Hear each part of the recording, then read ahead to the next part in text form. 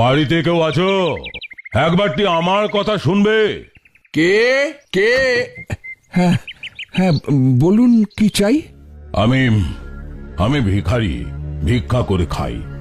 কিন্তু আজ এই গরমে বড় কষ্ট হচ্ছে, যদি একটু খাবার দেন বাবু। হায় রে, এই গরিব মুচির বাড়িতে এসেছো খাবার চাইতে? শুধু শাক ভাত খেতে যদি অসুবিধা না থাকে তবে দুটো দিতে পারি। আমি ভিখারি মানুষ, শাক ভাতই আমার কাছে অমৃত, নিশ্চয়ই খাবো। আচ্ছা, ভেতরে এসো।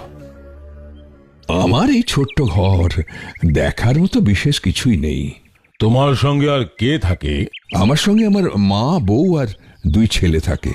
একারই রোজগার কোনো রকমে চলে যায় আর কি।